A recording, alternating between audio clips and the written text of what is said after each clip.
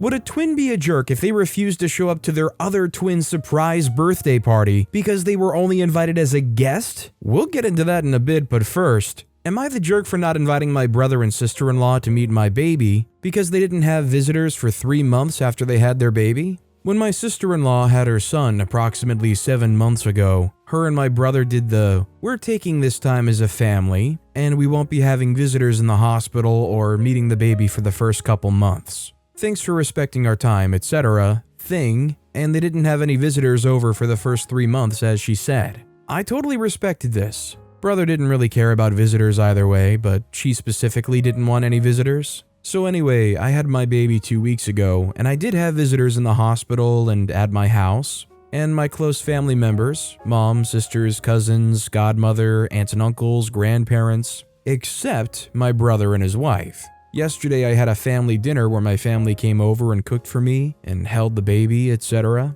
Some people posted pics of this get-together on social media. I did not post them. My sister-in-law saw these pics and was like, I would love to meet the baby, blah blah blah. She told my brother to ask why they weren't invited. Brother didn't really care, he just asked on her behalf. I was like, y'all can meet my baby after 3 months. Thank you for respecting my choice. You didn't want to meet my niece for 3 months, so you can meet your niece after 3 months. So now she posted a sub-tweet about me and I don't get why. She didn't let people meet her baby for 3 months, so why should I let her meet mine? I respected her choice, so I don't understand what the problem is. So, can we all agree that OP clearly did not respect her choice? Respecting their choice would mean that you actually, gave some respect. OP's throwing their decision to have a private 3-month period in their face for literally no reason. It's so childish here that you have to say the only baby here is OP. Also, hi, I'm Steven, and if you enjoy getting to decide whether or not all of these people are jerks, why not hit those like and subscribe buttons down below? Our next story is, am I the jerk for telling my mom and stepdad my dad doesn't owe them or their kids anything, and they're teaching my half-siblings to be just as entitled as they are? My mom left mine and my sister's dad when we were 2-year-old male and 1-year-old female for our stepdad. Our parents split custody of us, but as you can imagine, it was not a beautiful, everyone is BFFs kind of blended family. Dad was hurt. Dad still probably is in some ways. Mom is the one who told us what happened when we were still small, maybe when we were around 5 and 6, because she thought we were confused by the fact Dad wasn't going to meet her and my stepdad's baby, and the fact that we weren't around the baby all the time, which is something she thought we were sad about. We were never confused about Dad not being around the baby. We knew why, because the baby was not his kid like we were his kids. We also weren't exactly sad because babies are loud and we loved our dads. His house had him, we had more outdoor space, and we had kids to play with in the neighborhood. I think it did more harm than good the way Mom talked about it, because she came across to us like she wanted us to dislike Dad for being mad at her for leaving him for our stepdad. There was a point a year ago too where my sister said she felt like Mom wanted us to say we were glad it happened or something. I kinda got that too, but my sister could put it into words where I couldn't before. My parents don't really talk. I don't think Dad is mad anymore, but he's never going to go out of his way for Mom or our stepdad. I don't think he's wrong for that either. They don't care about his feelings, and our half-siblings aren't any of his concern, so it's never going to bother me. A couple of years ago, my mom and my stepdad got into a car accident while we were all in school. My sister and I were at Dad's that week, so he picked us up from school like normal. I'm not sure who asked or how many different people asked him, but at least one person asked if he could pick up my half-siblings from school when he picked us up. They were in different schools, but they were right next to each other. My dad said no and he didn't take them. But someone communicated badly because my half-siblings were left there, and it became a whole ordeal. My dad ended up being painted as the bad guy. My half-siblings were made very aware of the fact that my dad didn't pick them up, and how wrong others thought that was. My dad is now spoken about like he owed something and didn't follow through. My stepdads called him a petty jerk. I'm tired of it. And when my mom and stepdad were witching about how cruel he was to my half-siblings, I told them that my dad didn't know their kids anything, and given how much my half-siblings speak crap about my dad, they were making them just as entitled as the two of them are. that they should have never have been told crap and shouldn't think my dad owes them something. They tried to ground me for speaking to them that way, and I told them that they were ridiculous and I was so done with them. My mom said I'm the oldest and should be more compassionate and understanding. She also accused me of being like my dad. What annoys me the most here is OP saying that their mom basically said, "Oh, you're just like your father." Because OP knows that their perception of their father is based on some imaginary slight that this guy never did. If I was in OP's shoes, I'd be especially annoyed at hearing that, because that means not only are you projecting fake, false feelings and convincing yourself you have to have some kind of issue with this guy, you're projecting that towards me now too. Our next story is, Am I the Jerk? Asked coworker to stop religious statements. At work, there is one very sweet and nice lady who happens to be very religious and the rest of us are not. She ends every conversation with words like, "Jesus bless you," etc., and we kind of mumble, "Yeah, you too." And she always offers to pray for someone if they're going through a challenge. I know I'm not the only one at least slightly uncomfortable with this and didn't want to offend her, so for the longest time, I didn't say anything. But I finally politely told her that I'm not religious, and while I respect her right to have her faith, to please keep it to herself. Obviously it didn't go well since I'm posting here. Am I the jerk? I get it if it's like overbearing or like extremely uncomfortable, but I don't really see the harm in them just saying like, "Jesus bless you." You don't even have to acknowledge it. I think it's just one of those things where you accept they're trying to show some kind of nice gesture and not have to turn it into a bigger issue than it really is. I would think the only reason why you would really need to do this is if she's expecting some kind of reciprocation in a religious way. That's just how I would feel about it though. I don't think you're in the wrong for not wanting to hear it, but to me it's just like any other word, it doesn't really matter. Am I wrong here? I'd like to know what you guys think too. Our next story is, am I the jerk for telling my girlfriend to stop playing dumb and refusing to answer her question? I, 26-year-old male, have known my best friend, 26-year-old male, since we were 14. We live in 2 different states now, so I don't get to see him nearly as often as I would like, but we keep in touch through near daily FaceTimes and pretty constant texts. Because of the distance, my fiancée, 27-year-old female, hasn't gotten many chances to meet him in person. We did FaceTime introductions and they've said brief hellos at a couple weddings we all attended, but they haven't been around each other in many non-formal circumstances. Anytime I see him otherwise, I usually go down to his place for the weekend by myself. He had a pretty rough time in his late teens and early 20s. He was struggling with addiction issues, among other things, to cope with crappy life circumstances. He distanced himself from everyone excluding myself and a handful of others. My family really rallied around him during this time to support him, even from afar. So I'd say all of us are pretty protective of him. They just have to be quiet about it since he isn't interested in anyone other than that aforementioned handful of people seeing him vulnerable. Luckily, he's doing much better now. Last night, my parents hosted a little get-together for my mom's birthday and he was invited. They live at a decent halfway point between us both, so it works perfectly. It was the first time my fiancé and him were around each other for more than a few hours in a more casual setting. It became obvious quickly that they don't get along. It also became obvious that, because their previous interactions had all included long sleeves, my fiancés had never seen my friend's bare arms, which have scars on them. I caught her looking a few times over the course of the night, but I didn't say anything. I'm pretty protective over him, but I knew he could handle it himself if he was too bothered. Towards the end of the night, he did end up making a "my eyes are up here" sort of joking comment. Even my parents pulled me aside at one point to mention it, and it soured their view of her a little. When we got in my car on the way back, she almost immediately asked me what happened. After being frustrated over her behavior at the party, I told her to not play stupid. It doesn't take a genius to figure out what's up. She told me I was being a jerk and that she just wanted more information, and I said it was incredibly rude to ask about things like that even indirectly. It was a brutal drive home, and I'm rethinking a few things now. Am I the jerk?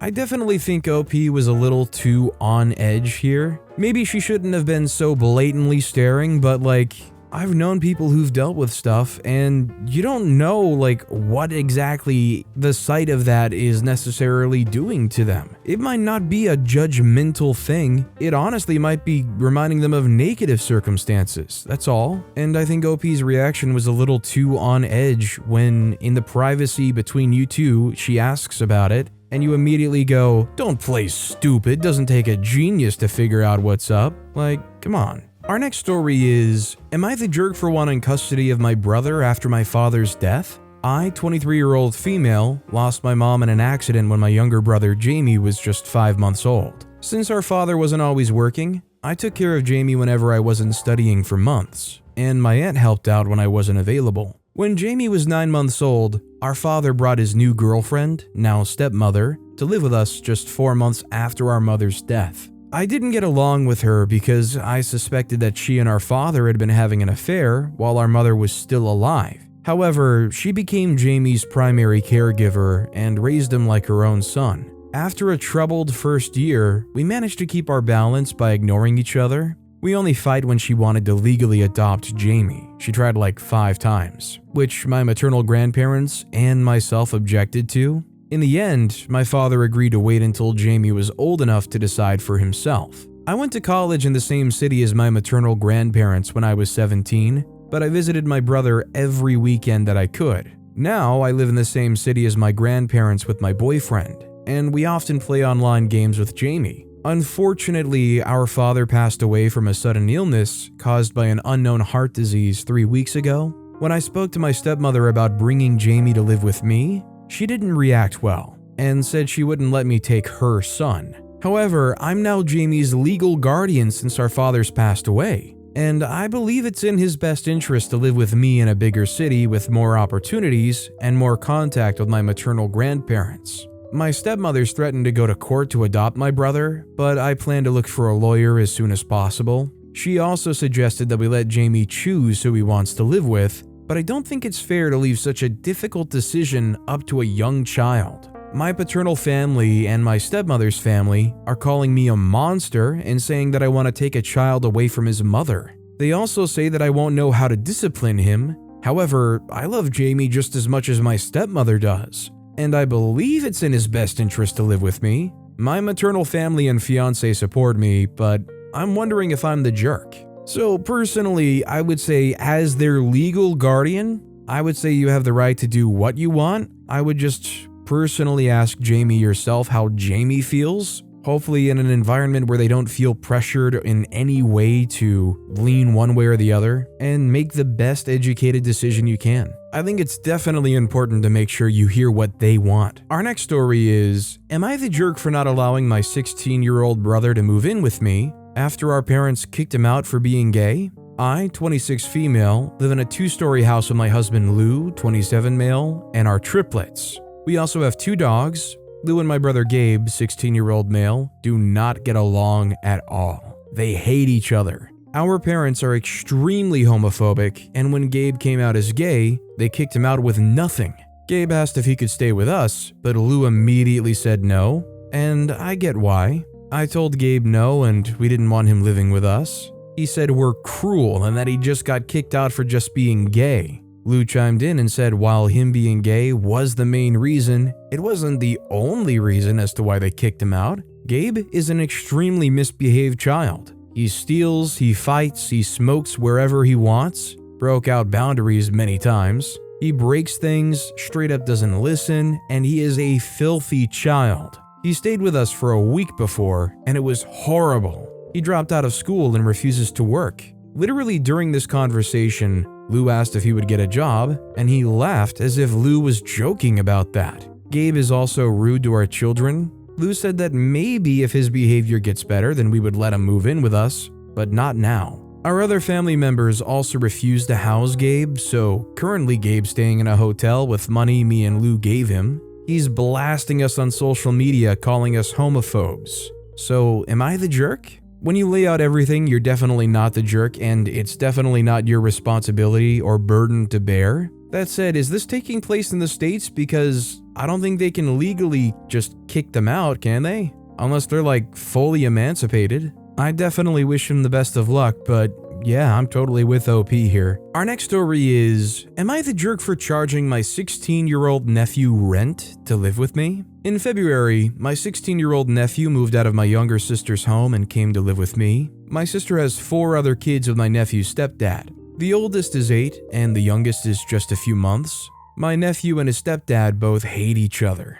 My nephew's been couch surfing with friends on and off for a few months before he moved in with me. My roommate moved out at the end of last year, and I can afford the rent without him now, so I wasn't planning on having someone else move in. My nephew has a job and works around 20 hours a week. When I offered him a place to stay, it was on the condition that he pays me 10% of the weekly paycheck. His mom knows I'm taking part of his earnings as rent and has no problem with it. However, my older sister, not his mom, found out I was charging him rent to live with me and thinks I'm the jerk. She says because he's still 16, nobody should be charging him rent. I disagree, as he has a bedroom he can sleep in free of charge and where he can get all of his food free of charge. He's choosing not to live there. He's choosing to live with me even though he knew up front he would have to pay rent. I don't have any kind of custody and I'm not his legal guardian. His mom still is. My sister argues because I can afford to house and feed him, etc., that means I'm charging him for no reason.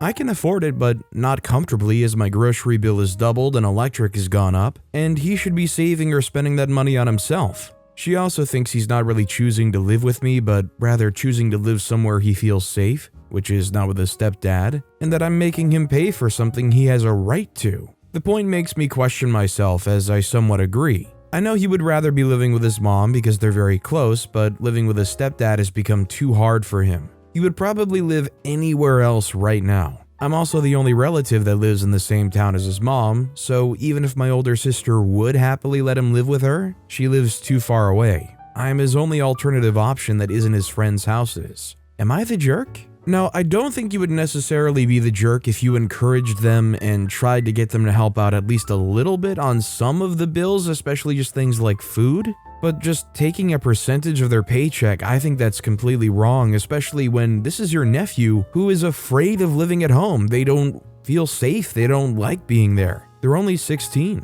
Our next story is, am I the jerk for telling my sister she's no longer invited to come visit me? My 35-year-old female, sister 37-year-old female, was supposed to come visit me for the first time this summer with her family. I'm French and I've been living in Canada for the last 6 years. I go back to my country almost every year to visit them. I've always thought my sister and I had a great relationship. She was the first person I wanted to see, the most important person in my life. We used to text and FaceTime several times a week. Last August, I arrived at my sister's to spend 4 days with her and my nephews. 1 hour after I arrived, she started complaining about my behavior during my last visit. She wasn't happy that I didn't make her husband's lunch one day. I voiced surprise that she kept her feelings towards this for a year. She apparently wanted to tell me in person. During the rest of my stay, she made me feel not welcomed in her home and made excuses to come home very late.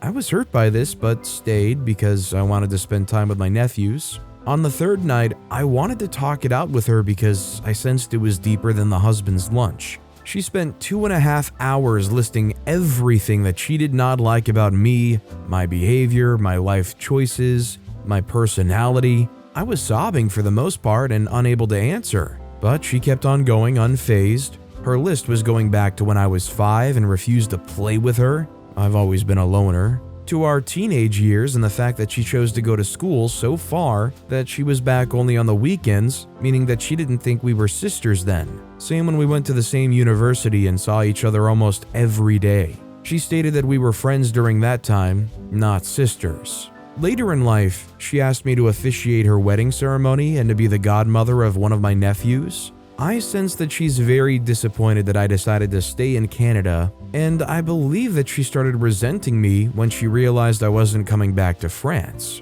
She also mentioned that I was way too happy to talk about the promotion I had at work, and to let her know that I was no longer struggling financially. She also said I shouldn't call her that often, and should wait for her to authorize me to call by text. She basically went through every aspect of my life in a negative way. After our conversation, she felt much better and stated we could finally start to have a real relationship as sisters. One I thought we had always had. I felt as if our relationship was a lie. I spent the rest of my vacation being sad, but also angry that she didn't talk to me sooner but chose to do it during my only vacation of the year. When I saw her again on my last day, I told her I was really not happy about our conversation, that even though some remarks made sense, some of them were just mean. I finished by letting her know that since she didn't seem to like me, she was no longer invited to visit me. She seemed very hurt and has not spoke to me since. Am I the jerk for canceling the invitation?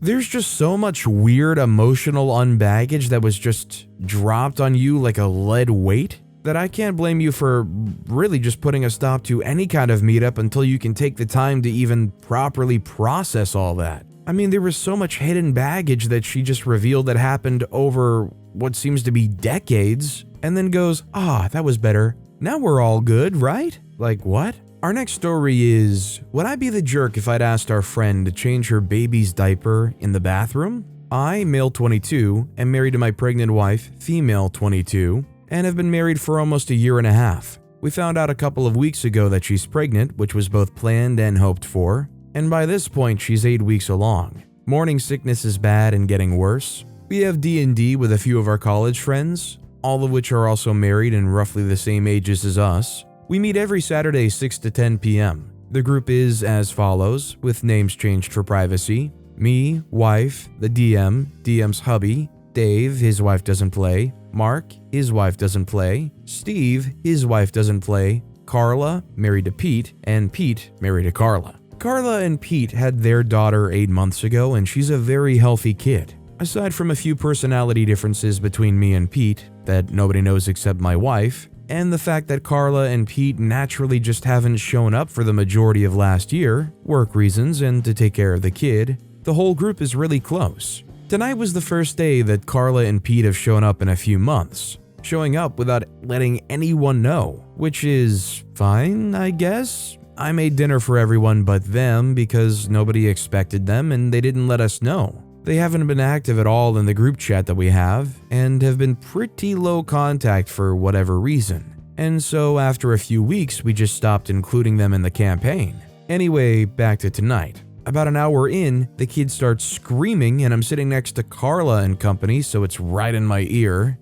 Not horrible because I can deal with loud noises, but Carla's not even acknowledging it, pretending like nothing's going on. Thankfully, we hadn't yet started the session and we're still in the hanging out phase, so it wasn't detracting from the night and all was well. Sometime later, after the session starts, I smell sanitary wipes and look up to see the top of Carla's head over on the floor on the other side of the table. I text my wife. We do this to avoid whispering to each other about it.